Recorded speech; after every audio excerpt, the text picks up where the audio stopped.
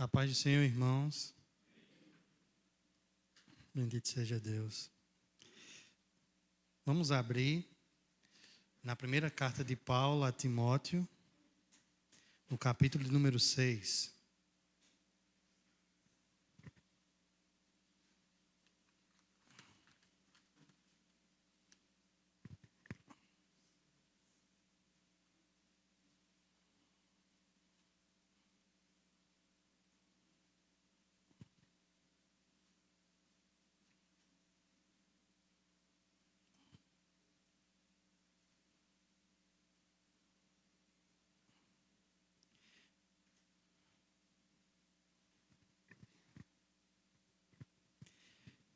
Primeira Timóteo, capítulo 6, nós iremos ler a partir do verso 3.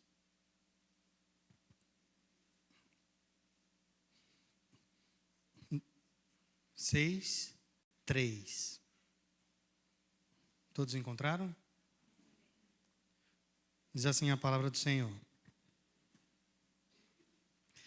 Se alguém ensina outra doutrina e não concorda com as sãs palavras de nosso Senhor Jesus Cristo e com o ensino segundo a piedade, é enfatuado, nada entende, mas tem mania por questões e contendas de palavras, de que nascem inveja, provocação, difamações, suspeitas malignas, altercações sem fim, por homens cuja mente é pervertida e privados da verdade, supondo que a piedade é fonte de lucro. De fato, grande fonte de lucro é a piedade com o contentamento. Porque nada temos trazido para o mundo, nem coisa alguma podemos levar dele.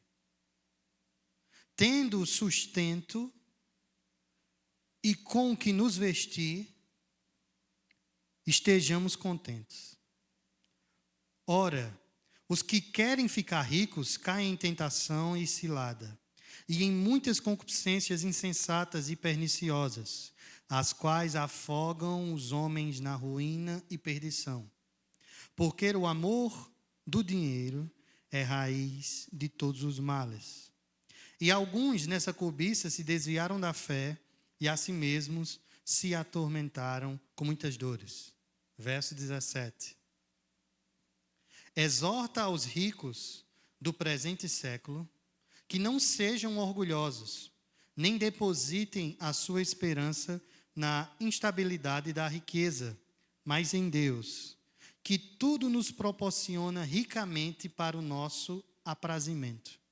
Que pratiquem o bem, sejam ricos de boas obras, generosos em dar e prontos a repartir. Que acumulem para si mesmos tesouros, sólido fundamento para o futuro, a fim de se apoderarem da verdadeira vida. Amém?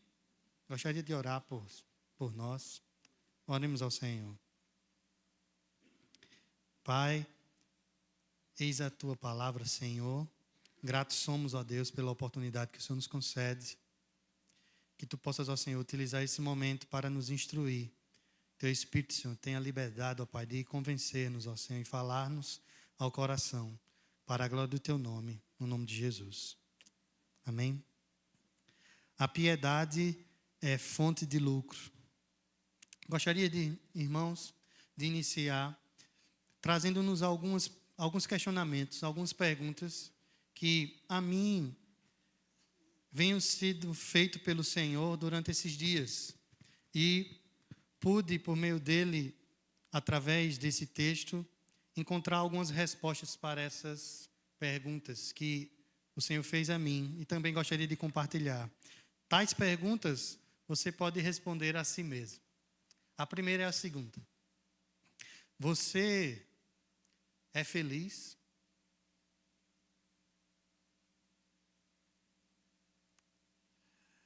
Se você respondeu sim, amém.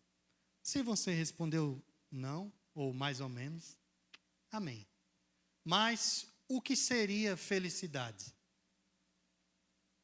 Porque se você tem a ciência que é feliz ou não é, você precisa saber o que é a felicidade. E o que é ser feliz? Será que aquilo que nós fazemos, que nos traz alegria, nos traz prazer, nos traz satisfação, seria um sinal de que a vida de tal pessoa é uma vida feliz? Nós vemos nas Escrituras que Jesus fala acerca das bem-aventuranças. Tanto no Evangelho de Mateus, como também no Evangelho de Lucas, nos é apresentado pelos dois evangelistas as bem-aventuranças. Termo que não apenas é falado por Jesus, mas em toda a Escritura, tanto no Antigo Testamento como no Novo, nós vemos acerca das bem-aventuranças, pessoas que são bem-aventuradas. Uma das traduções para bem-aventurança seria uma pessoa que é feliz. Uma pessoa, na realidade, que é mais do que feliz. Uma pessoa que é abençoada. O termo no grego para bem-aventurança é Macário. Macário é uma palavra grega que justamente significa feliz ou abençoado. Segundo o que Jesus fala em Mateus e fala em Lucas, que é a mesma descrição das bem-aventuranças, nós percebemos que, biblicamente, o homem que é bem-aventurado, ele é completamente diferente do ímpio. Em Salmos, capítulo 144, verso 15, diz assim: bem-aventurado o povo a qual assim acontece. Bem-aventurado o povo cujo Deus é o Senhor. Em Romanos, capítulo 4, verso 8, diz que bem-aventurado é o homem a quem o Senhor não imputa o pecado. Em Salmos 32, verso 1, diz que bem-aventurado aquele cuja transgressão é perdoada e cujo pecado é coberto. Em Salmos 128, verso 1, diz que bem-aventurado aquele que teme ao Senhor e anda nos seus caminhos. E em Salmos 106, verso 3, diz que bem-aventurado os que guardam o juízo, o que pratica a justiça em todos os tempos. A piedade, irmãos, ela está atrelada à felicidade. É impossível vivermos de forma piedosa e não andarmos felizes. A vida justa está atrelada à satisfação. É impossível nós andarmos de forma justa na lei do Senhor e nós não estarmos satisfeitos. Assim também, a alegria está atrelada ao prazer. E não um prazer qualquer, mas o prazer em Deus. É impossível você dizer que se está satisfeito em Deus, que tem prazer em Deus e não andar alegre. Por conta do pecado, o homem tem buscado uma vida constantemente feliz, aonde a sustentação desse sentimento de felicidade é o próprio pecado. O pastor John Piper, ele vai afirmar que o pecado de fato é prazeroso. Ninguém aqui peca e acha que é ruim. O faz porque gosta, porque é bom, porque satisfaz a sua carne. Por conta disso, por conta que o pecado é prazeroso, o homem busca viver uma vida no pecado. Porque o prazer trará para ele uma sensação de alegria, de bem-estar. Mas nós sabemos que o pecado não agrada a Deus. Então, para não vivermos uma vida de pecado, precisamos vencer as inclinações da nossa carne, que são contrárias às de Deus. Mediante o que foi nos revelado, pois o que a Bíblia fala acerca de pecado, sempre fala contra o pecado. Cristo morreu para pagar o nosso pecado. Deus é contra o pecado. Então, se nós andamos no pecado, estamos sendo contra Deus, rebeldes contra a sua vontade. Então, irmãos, se o pecado nos traz prazer, e um prazer que não agrada a Deus, nós só conseguiremos vencer o pecado, vencer a vontade desse resultado que o pecado dá, que é uma vida prazerosa na carne. Só conseguiremos viver isso, vencer isso, se alcançarmos um prazer maior. Segundo o pastor John Piper, nós precisamos procurar um prazer superior. É o prazer em Deus. Estar provando do seu ser, daquilo que Ele revelou, da sua palavra, de suas virtudes e atributos. E esse relacionamento entre a igreja e o Senhor nos tornará pessoas felizes, bem-aventuradas.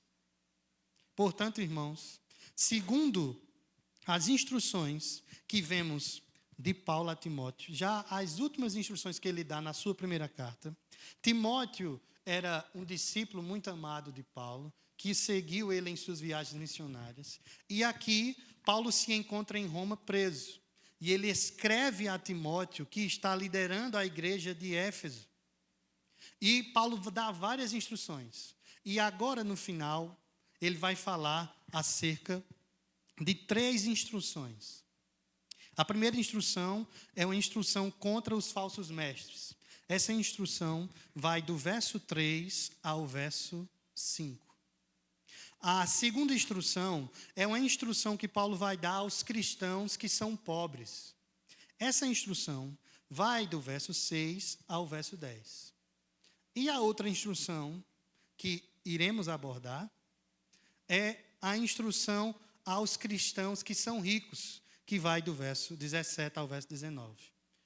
Entre a instrução dos cristãos pobres e dos cristãos que são ricos, ele vai dar uma instrução para aqueles que servem, que são obreiros, ou seja, que são homens de Deus, que servem na obra.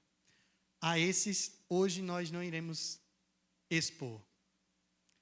Acerca das instruções contra os falsos mestres, Paulo ele instrui a Timóteo que esses falsos mestres, eles não estão interessados em relação à piedade. Porque para ele, a piedade ou a vida piedosa ou a vida na igreja é um enfoque total para o lucro.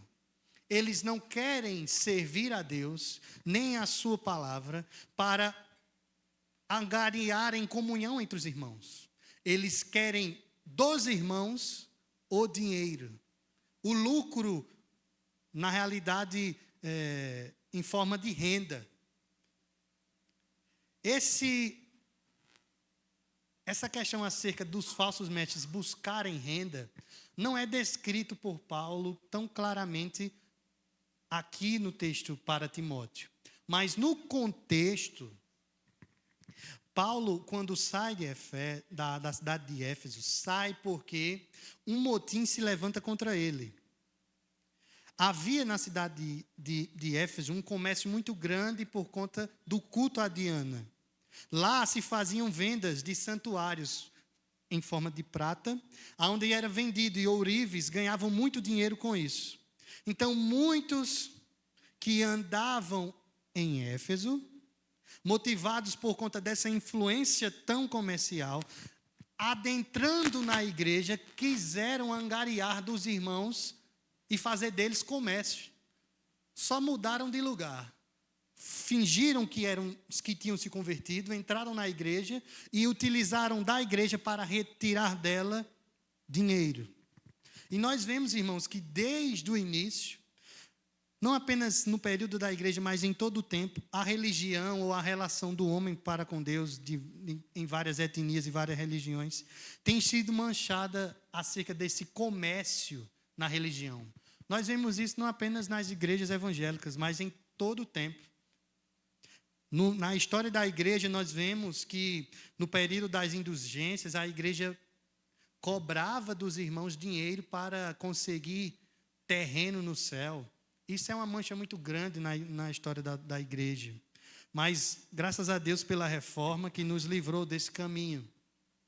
Sendo assim, irmãos, Paulo vai exortar a igreja para fugir desses falsos mestres. Pois esses falsos mestres não têm o que dar à igreja.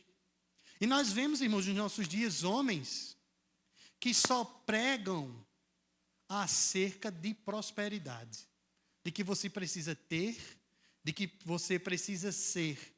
E não é isso a palavra do Senhor. Veja o que ele diz no verso 3.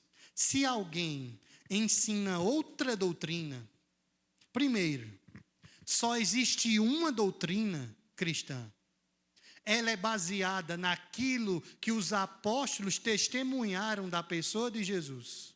Segundo o que Paulo escreve na carta aos Efésios, a fé cristã está baseada em 2 pilares: na doutrina dos apóstolos e nas profecias dos profetas, ou seja, no texto da antiga aliança.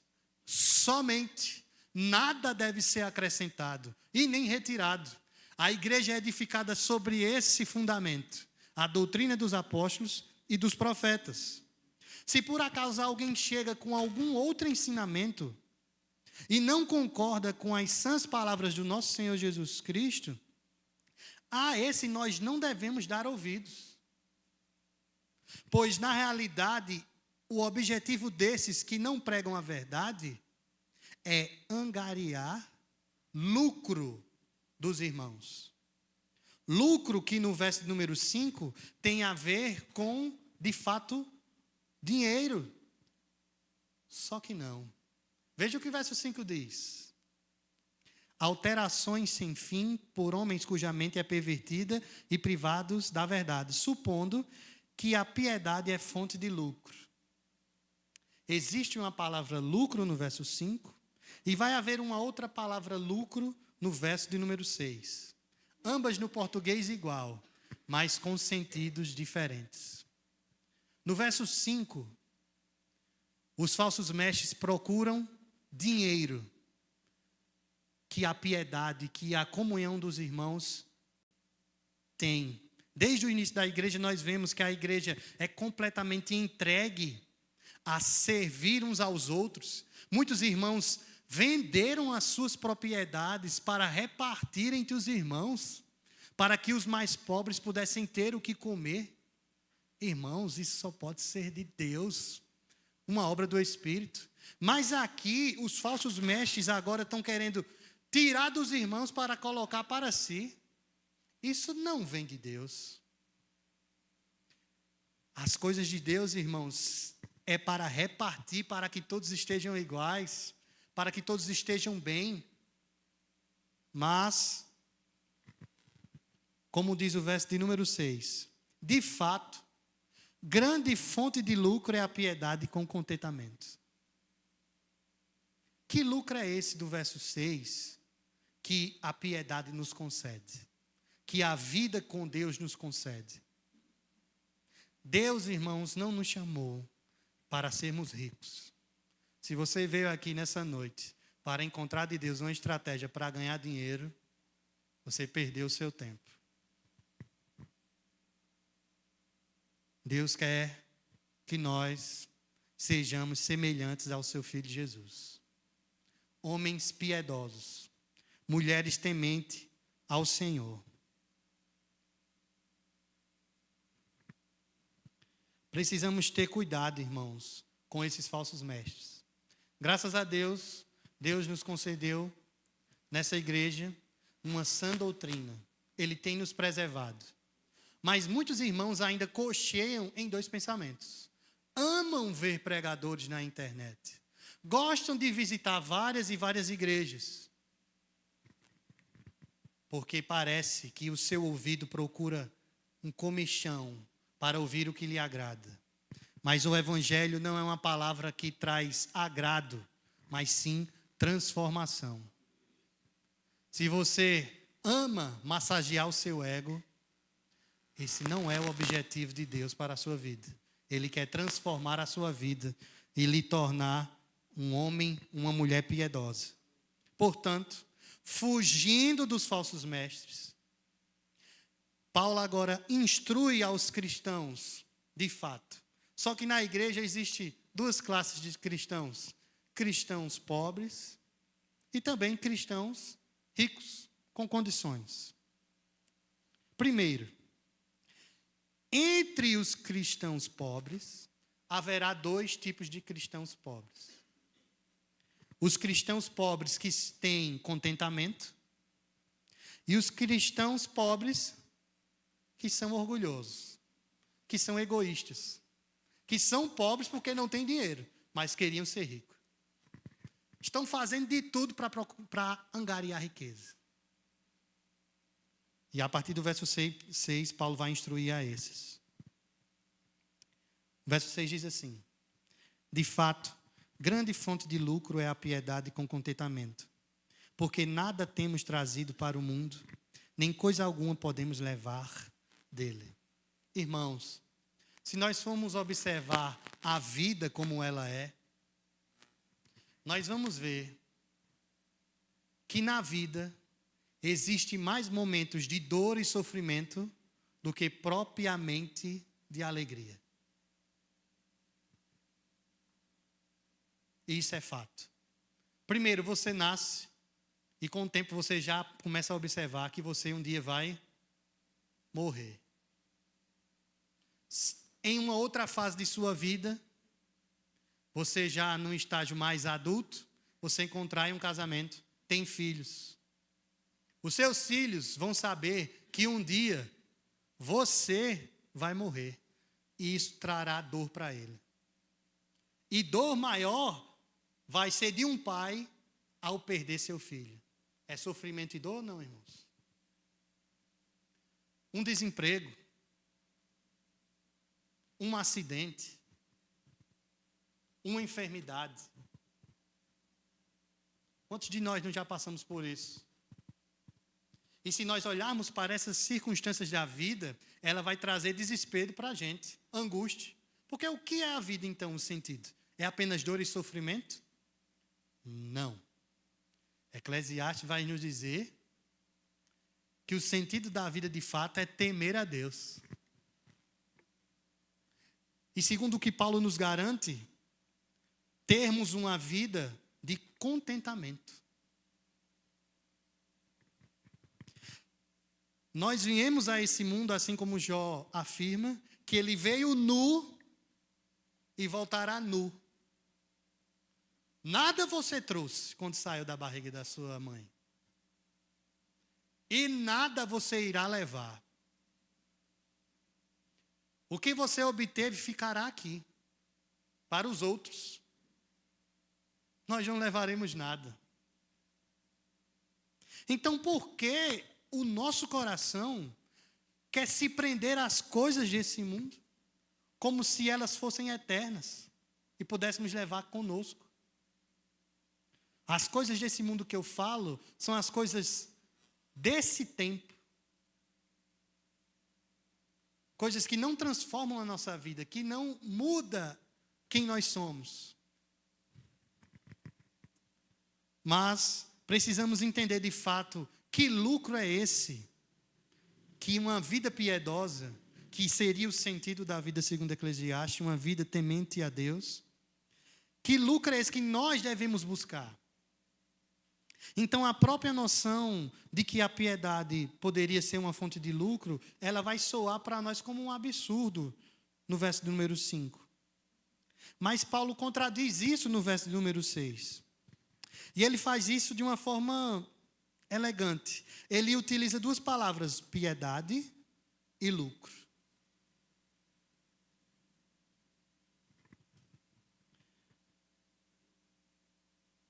Se nós formos ver, irmãos, algo que é fonte de lucro, que é fonte de dinheiro, sempre estará atrelado às coisas desse mundo. E a piedade às coisas de Deus. Sendo assim, Paulo vai unir em uma só palavra o sentido de nós termos lucro em Deus com a vida piedosa. É andarmos contentes com o que Deus nos deu. Estar contente é estar satisfeito.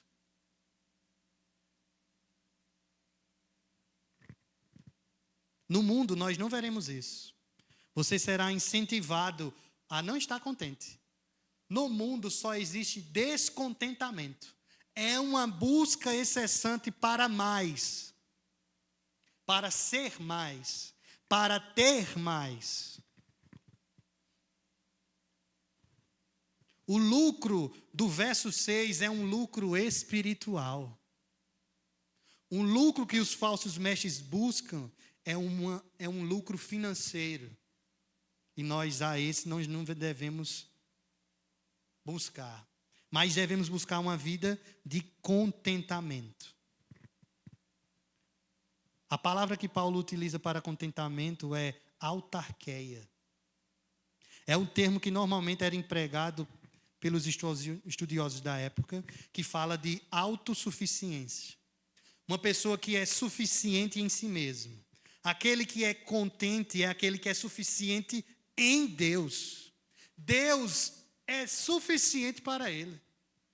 As coisas que estão à sua volta não interessam o que eu tenho e o que eu sou. Se eu tenho a Deus, eu estou satisfeito. O contentamento cristão não está baseado nas coisas externas que há no mundo, mas no que Cristo fez dentro de nós.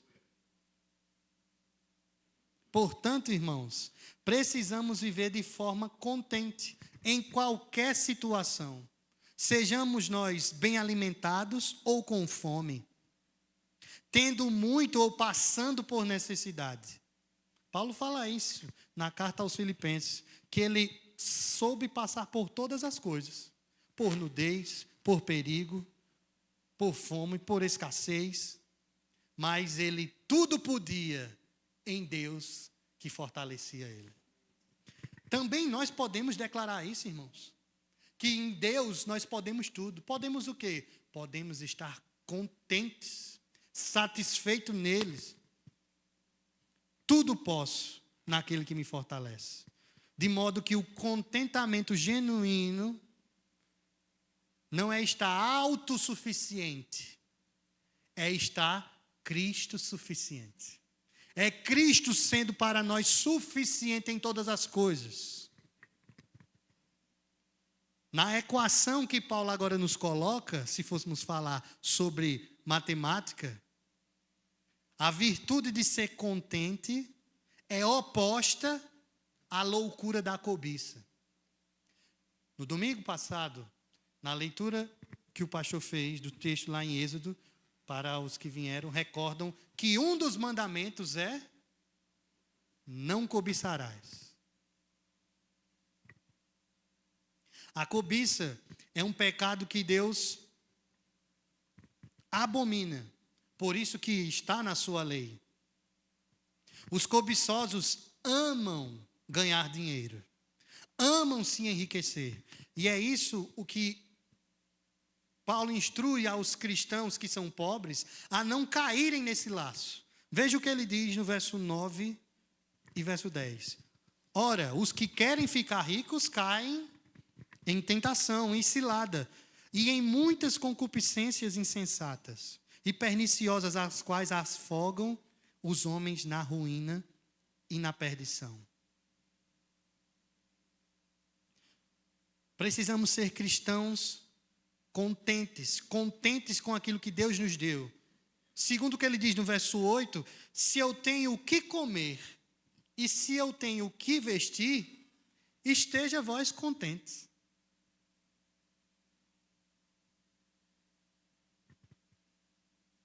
É difícil dar um glória, né, irmãos?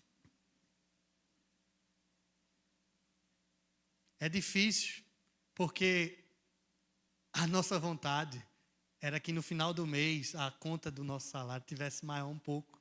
Porque são tantos problemas da qual nós vemos e nesse país que só piora e cada vez mais a moeda é fraca. Nós vamos vendo que a nossa vida não é mais a mesma. Se antes nós conseguimos com um certo dinheiro colocar tantos litros de combustível, hoje a gente coloca bem menos. E nós olhamos para as circunstâncias e falamos, meu Deus, as coisas não melhoram. Eu preciso buscar outro emprego ou buscar alguma outra forma de dinheiro para eu poder manter o padrão da minha vida. Será, irmãos, que Deus quer que você aumente o padrão da sua vida? Você já se perguntou se Deus quer que você ganhe tanto dinheiro assim? que você viva de plantão dia após dia? Que você viva de viagens dia após dia? Será que de fato Deus quer isso de nós?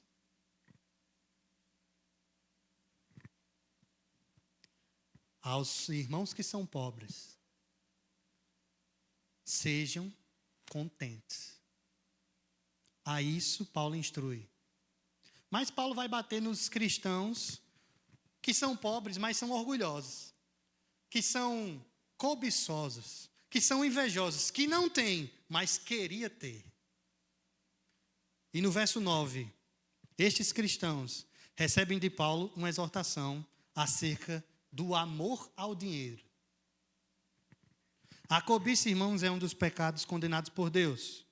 Em Provérbios 28, verso 20, diz assim: o homem fiel será acumulado de bênçãos, mas o que se apressa a enriquecer não passará sem castigo. Provérbios 28, 20. A Bíblia nos diz que não devemos nos deixar impressionar pela riqueza dos outros. O salmista Asaf, em um dos seus salmos, ele diz que vai até a casa do Senhor. E ele olha, antes de ir para a casa do Senhor, para a vida dos outros na cidade em Jerusalém. E ele vê que muitos ímpios enriquecem e prosperam, e se dá bem toda a vida dele. E ele se entristece. Ele se entristece e ele fica: Senhor, como é que pode? Eu sou um servo teu. Asaf era levita. Ele servia ao Senhor no templo. E a vida dele, segundo o contexto, não melhorava, estava de mal a pior. E ele olhava para o ímpio e via o ímpio bem demais. Mas o texto diz que quando ele entra no templo, a visão dele muda. Porque ele viu que a vida do ímpio é passageira. E a vida do ímpio não tem a quem recorrer. Mas nós temos, irmãos, um Deus que, como já vimos hoje, um Deus que peleja por nós. Asaf entristecesse ao ver as coisas do mundo, mas quando olhou para Deus, como diz Isaías, ele foi salvo. Ele viu salvação. Ele encontrou contentamento. Não devemos, irmãos, nos impressionar com as riquezas. Eu sei que muitos irmãos podem ter a oportunidade de conhecer pessoas muito ricas, mas não se impressionem com eles. Não fiquem assustados com os carros, com as casas, com a numeração gigantesca que eles têm nos bancos. Não, isso aí é passageiro, eles não irão levar. Mas nós não, irmãos. Nós temos a Deus. O homem que é fiel será acumulado de bênçãos. Segundo o que Paulo escreve aos Efésios, capítulo 1, verso 3. Nós já somos abençoados por Deus em Cristo Jesus nas regiões celestiais. Existe um banco de bênçãos sobre nós, que dia após dia é nos concedido graça sobre graça, por conta de Cristo. Por isso, não rejeitem a bênção que Deus tem vos dado pelas coisas desse mundo.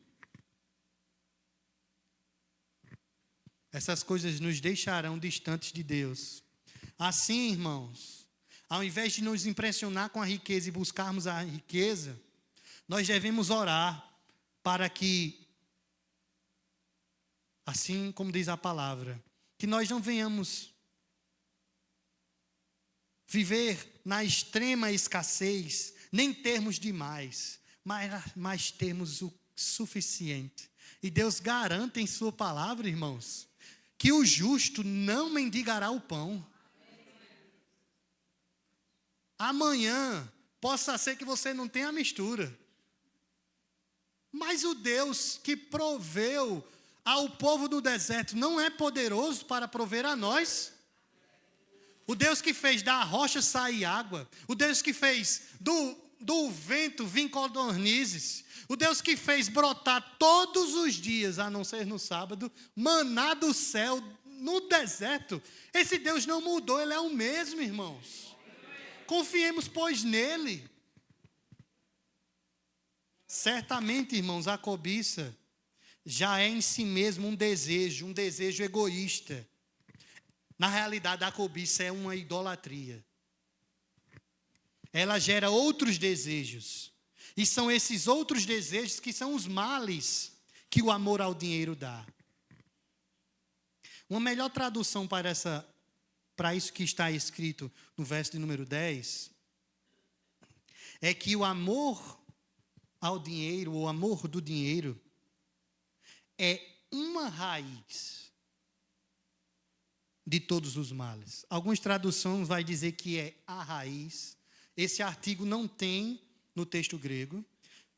Paulo quer dizer que se existe males que formam, por exemplo, uma árvore com seus frutos, uma das pernas da raiz se encontra no amor ao dinheiro. E que males são esses? Existe uma lista de males atrelado ao dinheiro. A avareza é uma delas. E a avareza nos leva ao egoísmo. Toda pessoa que é avarenta, ela é egoísta. Não tem ninguém que é avarento, que tem cuidado, que é zeloso pelo seu dinheiro para não perder uma moedinha. Empresta. Ou dá. Ou compartilha. É tudo para si. É igual aquele personagem que tinha numa novela que fechava uma geladeira com um cadeado. Os irmãos que é mais antigo vão se lembrar. Seu Dodô. Fechava a geladeira com cadeado para ninguém abrir. Irmãos, misericórdia. A avareza é um pecado grave e é gerado pelo amor ao dinheiro. Disso, do egoísmo, sai o engano, sai a fraude, sai o perjúrio, sai o roubo, a inveja, as rixas, o ódio, a violência, o assassinato. Alguém que está na rua e rouba alguém, toma um bem do outro, toma por quê? Só porque simplesmente achou bonito? É porque ele quer transformar aquele bem em dinheiro, para satisfazer as suas vontades. É ou não é, irmãos? Chegando ao ponto de matar uma pessoa por conta de um dinheiro. Nós, Igreja do Senhor, não podemos ser invejosos. Por quê? Porque esses males estão atrelados ao dinheiro. Lembra, irmãos, que o Senhor disse que é impossível servir a dois senhores? Ou nós serviremos a Ele, ou serviremos a Mamon. Quem é Mamon? É o dinheiro, é as riquezas, é as coisas desse mundo. E aqueles que amam o dinheiro, eles cairão em vários males. Paulo só cita 2 daquela lista. O primeiro é, no verso número 10, que esses se desviarão da fé. Muitos que caíram nesse caminho, desviaram-se da fé. Não é possível, irmãos, ter como alvo a verdade e o dinheiro. Não tem como. Não tem como você ser da verdade e ser das coisas do mundo. Não tem como. É impossível. É impossível você querer agradar a Deus e viver uma vida egoísta. Já imaginou se Jesus fosse egoísta? Ele iria morrer por quem? Se ninguém merecia. Mas Ele nos amou até o fim. Mesmo nós não merecendo nada tudo que Ele fez. Precisamos sim, irmãos, renunciar à avareza e nos dedicar à fé, às coisas da fé. Mas não às coisas desse mundo. Esse seria o primeiro problema, o primeiro perigo.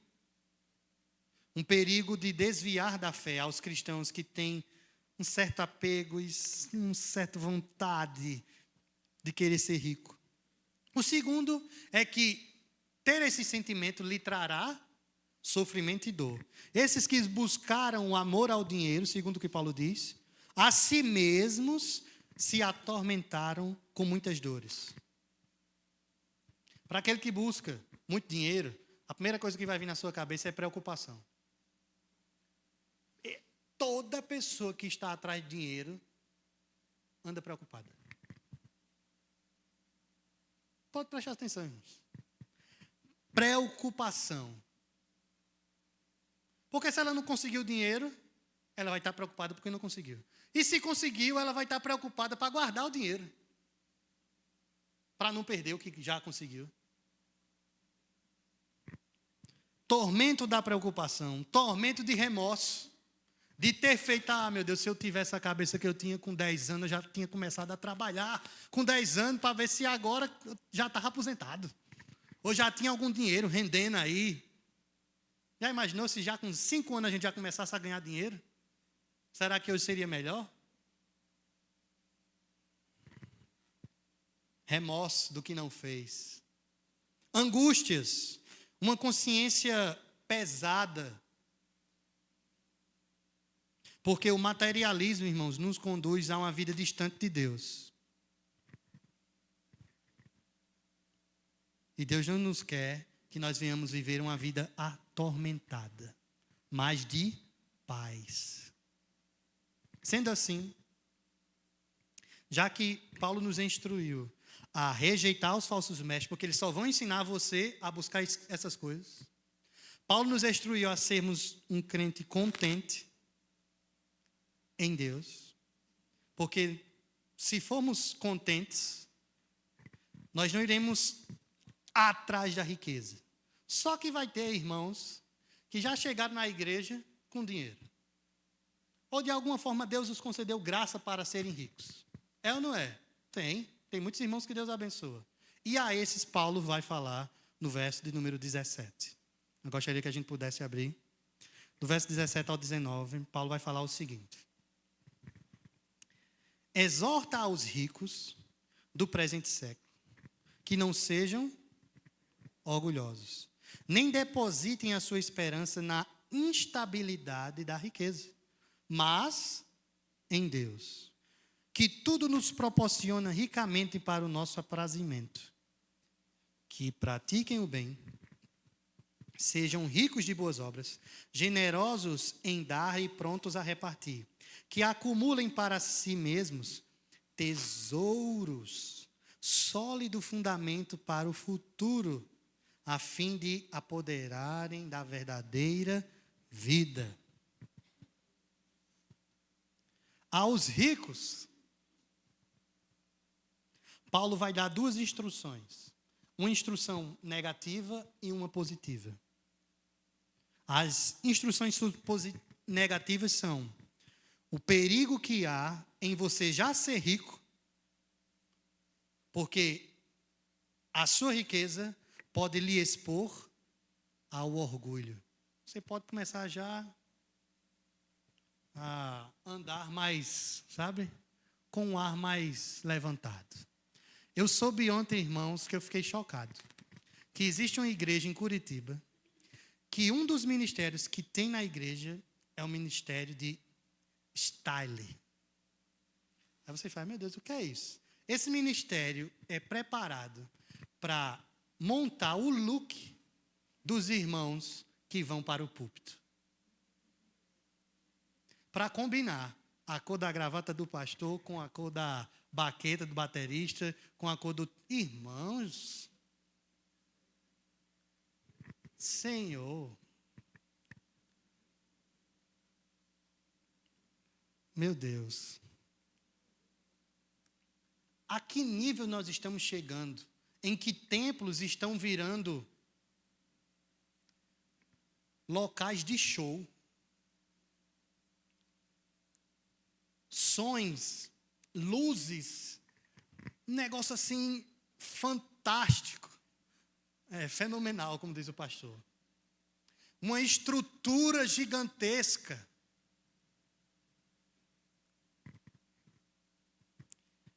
Precisamos ter cuidado. Aos ricos, existe um perigo, a sua riqueza pode lhe levar ao orgulho.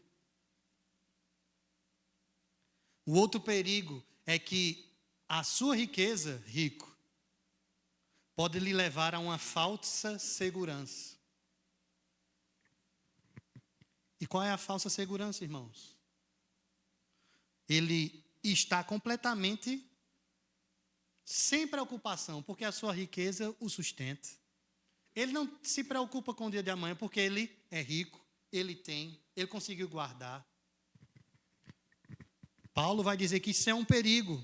Ao invés de ele manter a sua esperança na instabilidade da riqueza, ele deve manter a sua esperança em Deus. Deus é o que nos concede, de fato, o verdadeiro prazer, a verdadeira alegria.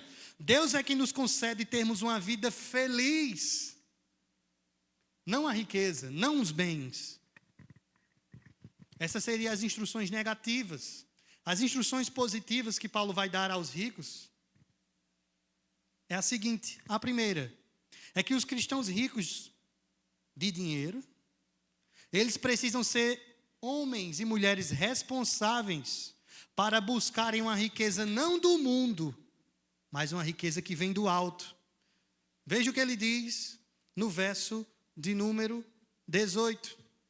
Que pratiquem o bem e sejam ricos de boas obras. Praticarem o bem, sendo ricos de boas obras, generosos em dar e prontos a repartir.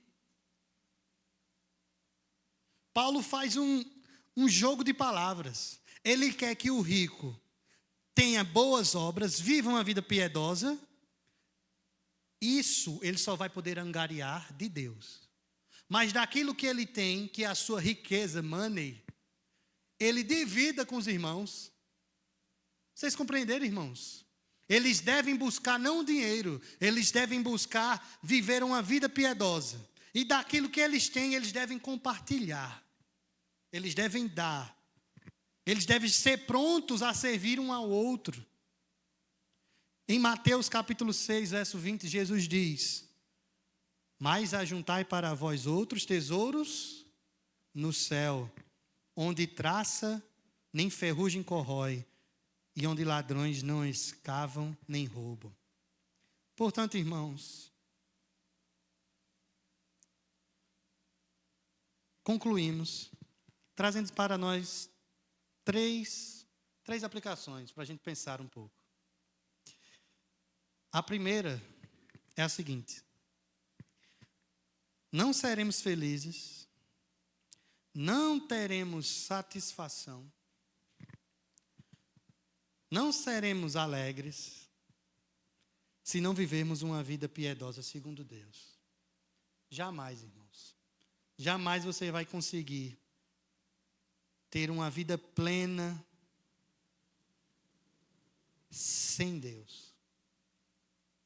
Por isso, nós não devemos dar ouvidos a falsos ensinos, nem às doutrinas que eles apresentam. Mas antes nós devemos buscar a palavra de Deus. Nós devemos ir até ela e dela, pois ela tem poder para nos instruir a vivermos uma vida piedosa. Sem Deus, irmãos, nada faz sentido, não adianta termos posses, termos bens, não. Mas só em Deus, somente em Deus, poderemos encontrar felicidade e satisfação. Segundo, estejam todos contentes com aquilo que Deus vos deu, com aquilo que você possui. O contentamento, irmãos, que Paulo nos apresenta, não quer dizer que nós não devemos buscar melhorar o padrão de vida nosso. O contentamento não tem a ver com isso. Não quer dizer que você, por conta do suor do seu trabalho e dos seus estudos, você não possa adquirir bens ou algum conforto. Não quer dizer isso.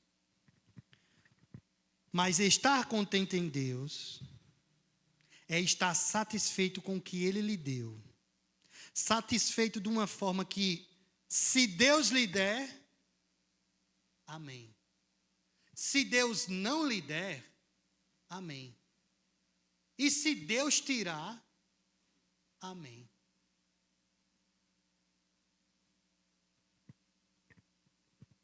Fugirmos do perigo da autossuficiência, a igreja atual deixou de querer depender de Deus.